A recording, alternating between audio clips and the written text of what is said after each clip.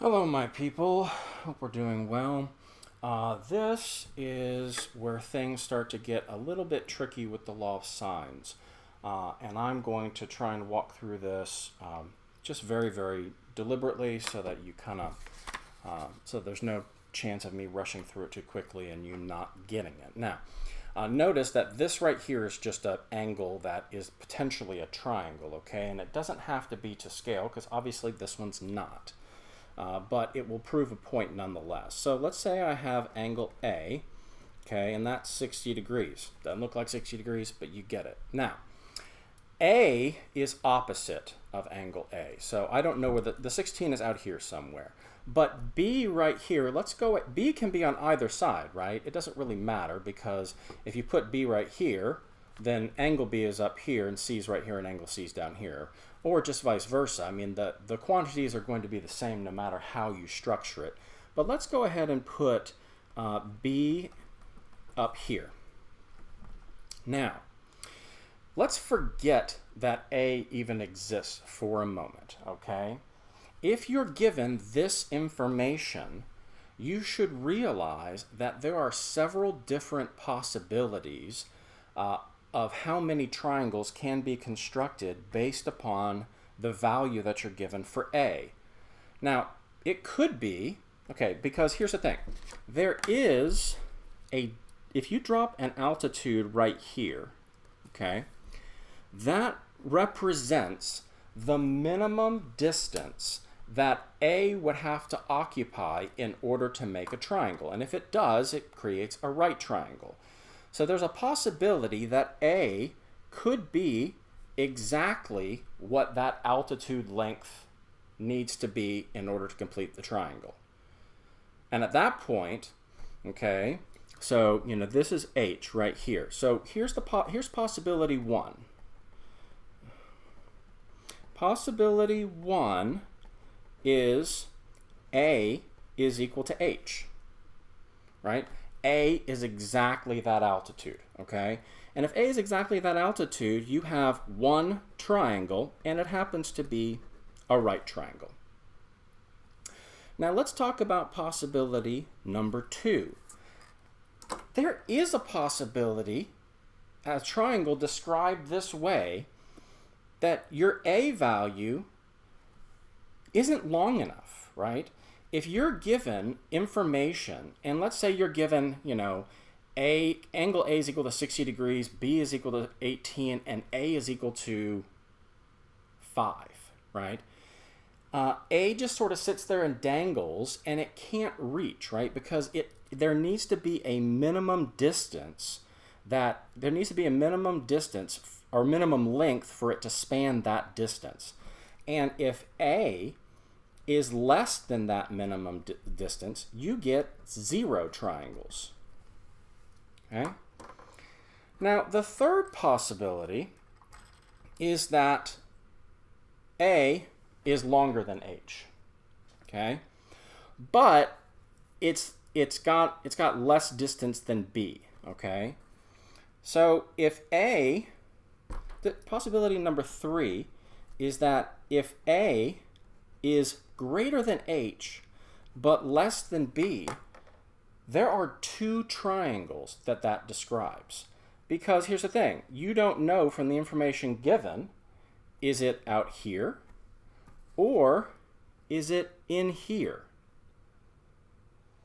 It could be either, right? From the information given, and you're not told anything else, if you're given an A value that is longer than that minimum distance, but not quite as long as that adjacent side, that B side, then basically just think about this swinging. There's a possibility of it going from that vertex to the base of the triangle here, and there's a possibility of it going out here to the base of the triangle.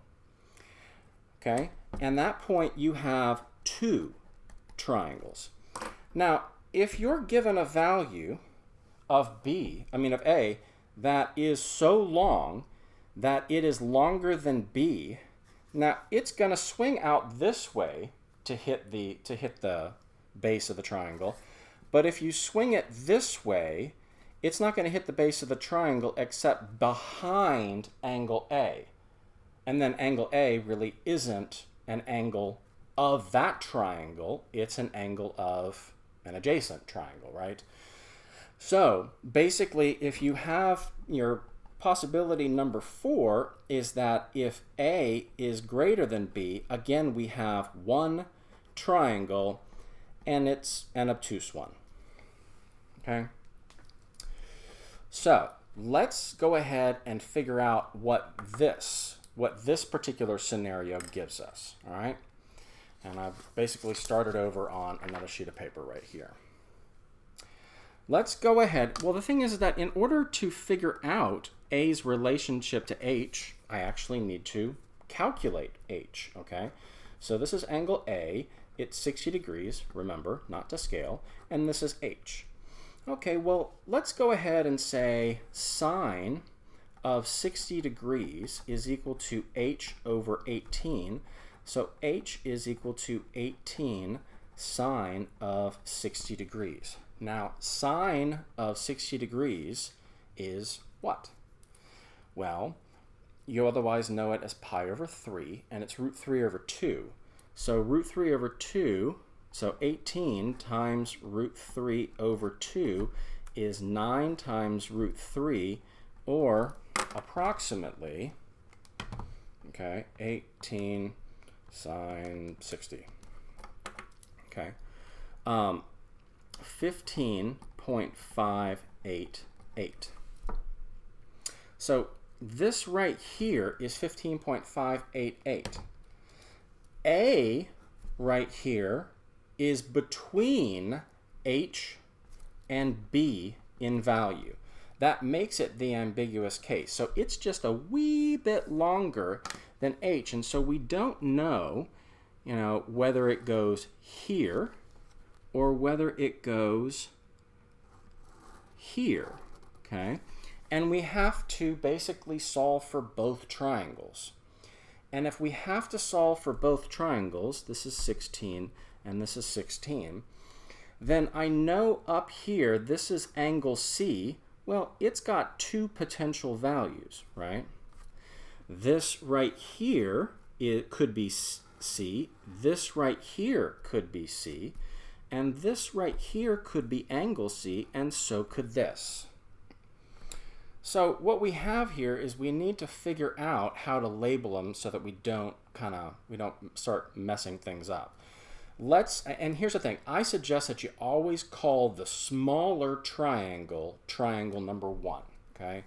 So let's call this right here triangle number 1, and this right here triangle number 2. And in doing that, this right here becomes C1 because it's the C length for triangle 1. This right here becomes C2. This over here becomes angle B1. This over here becomes angle B2.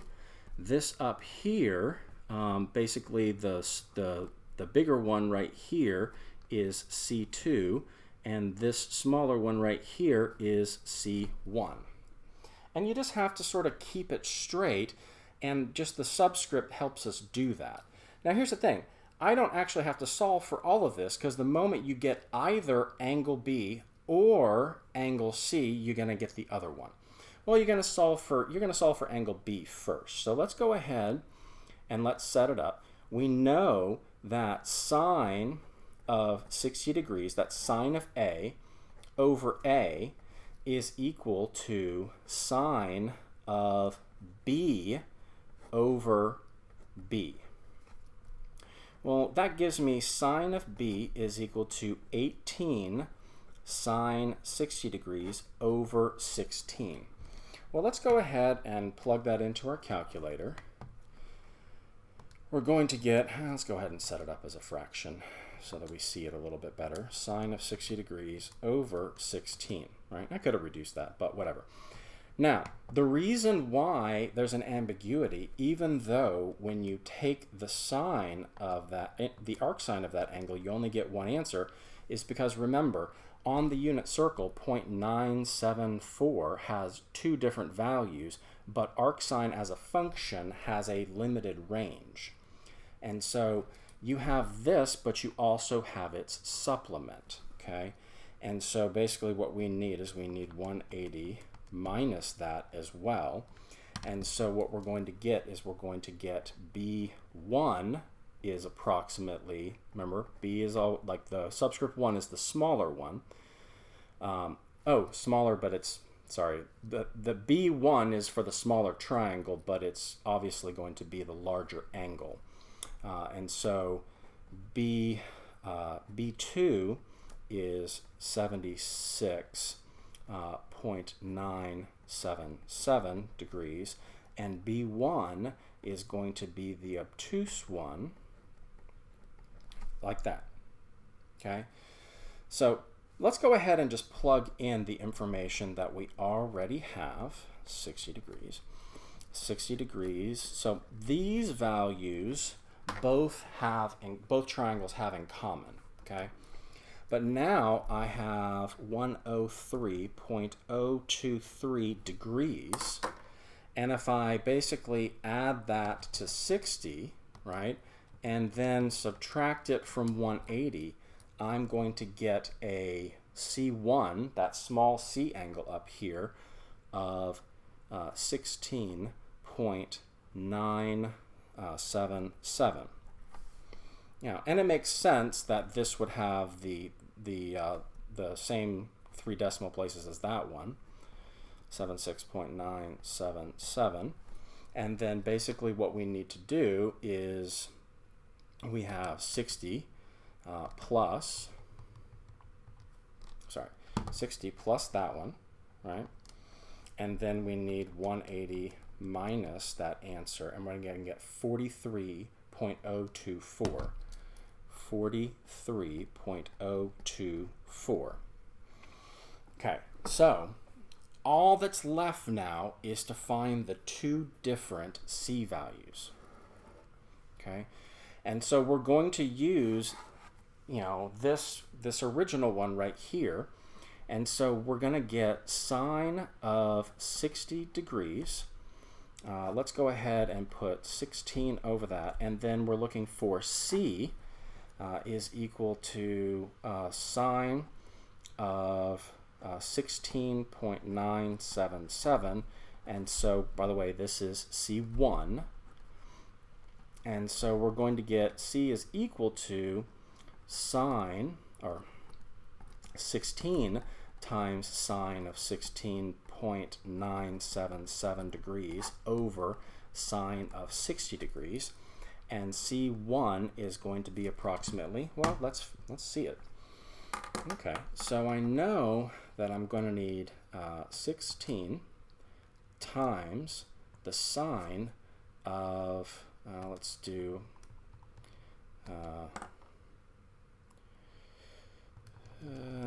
that gets messy. Let's delete that and delete that.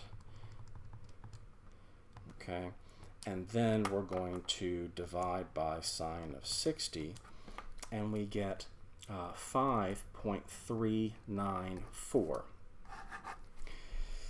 But if I take that same proportion and I look for C2, and of course in order to find C2 I'm going to need to divide by the sine of 43.024, which is C2 angle down here. I know that C2 is going to be equal to 16 times sine of 43.024 degrees over sine of 60 degrees. And let's go ahead and evaluate this, times sine of, and we'll just scroll up and grab that value. And then we'll put it over sine of 60 degrees, and we're going to get 12.606, okay? 12.606. And this was 5.394. And it's a mess. It really is, okay?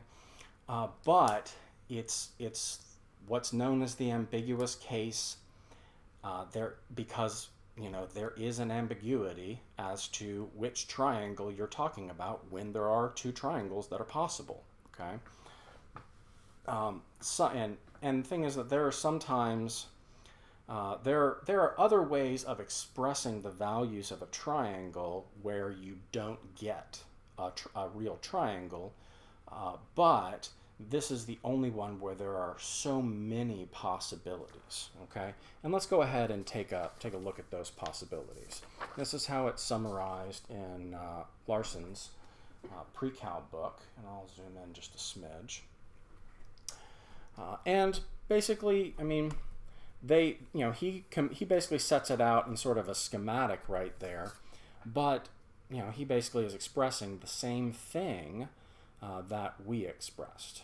Okay, and here's the thing: there are, and this is the only possibility that we didn't cover. Okay. If your angle is obtuse, then obviously A needs to be longer than B in order to get back to the base. Okay, basically we went over kind of these right here, and of course,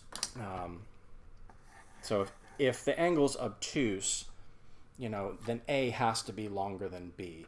But really, when people talk about the ambiguous case, they're really, for the most part, referring to those four possibilities that we discussed earlier.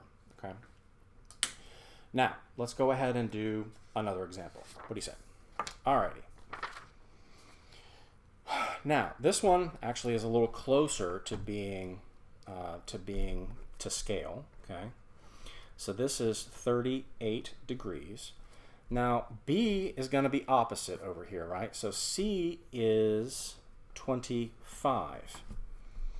Well, that means that it's angle B and side C that are going to help me determine my altitude H. And I need to determine the length of H so I can compare it to my B value. So I know that sine of 38 degrees is equal to H over 25, and so H is equal to 25 sine of 38 degrees. Well, let's go ahead and get an approximation for that. 25 sine of 38.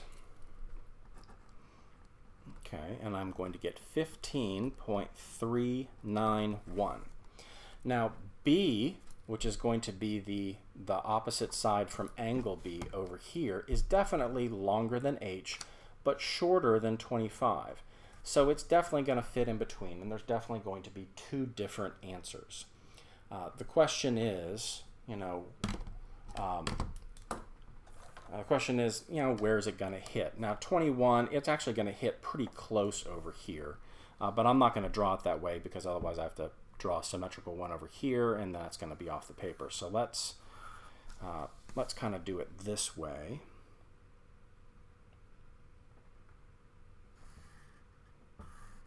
Okay. Now, so what we have here is we have this is going to be up here. This is going to be 21. And this is going to be 21. This right here is going to be C1. This right here is going to be A1.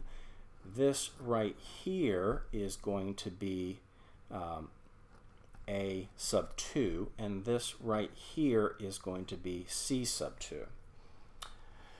And here's the thing, it looks like a total mess, but the thing is that you need to be able to identify them sort of with subscript, otherwise you lose track of everything.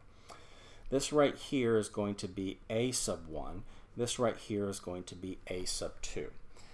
So thankfully, and I have another sheet of paper with the whole thing on the bottom just like I did the last one. So we'll do a little bit of the work on this page so the other page is not quite so crowded. But basically I have it set up. I'm looking for A1, C1, and A1. Now the thing is that it's going to be easiest, basically we're going to find this angle C first. So what I have is I have sine of angle C, and I'm not going to label it yet because it's the arc sine of that ratio, which is going to give me two possibilities. So sine of C over 25 is equal to sine of B, which is 38 degrees, over 21. Now that means that C is equal to the arc sine of 25 times sine of 38 degrees, all of that over 21. So I have that ratio right there, and let's go ahead and see what that ratio looks like. I have it's this value right here, right? Because it's 25 sine of 38 degrees, and then I'm going to divide that by 21. And I'm going to get 0.733. Well, 0.733 is approximately 3/4, and if you remember on the unit circle, remember sine is measured kind of up and down, right? And so basically just shy of 3/4 is going to be this angle over here in the first quadrant, and of course that's the angle that my calculator is going to give me, but I also need to find its supplement over here in the second quadrant. So let's go ahead and do that. Let's do the inverse trig. Arc sine of that answer, and then I need to find the supplement, and I have two values for angle C. I have 47.133 and I have 132.867. Now, on the smaller triangle, the value of C is going to be larger. So it's going to be the 132.867 degrees, and my C2 is going to be equal to 47.133. Well, that's nice. And here's the thing. Once I have angle C, both of them, I can find both of the angle A's.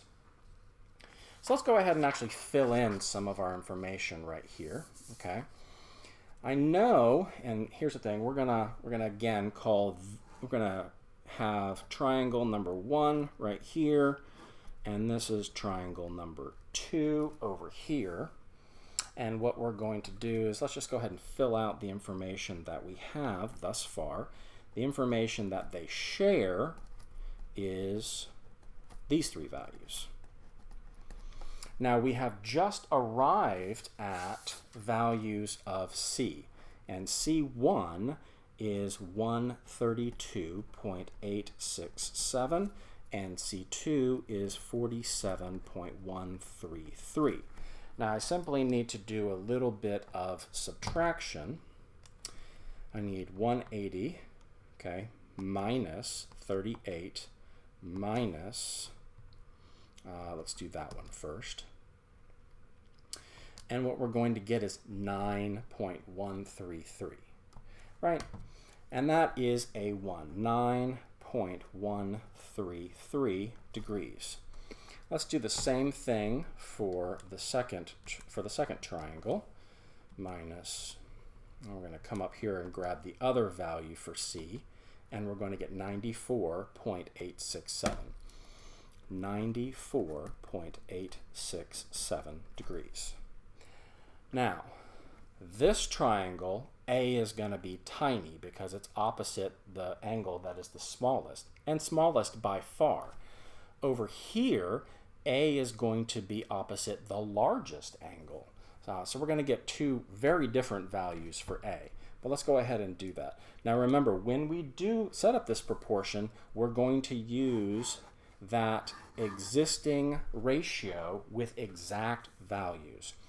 And if I want to find A, I have sine of angle A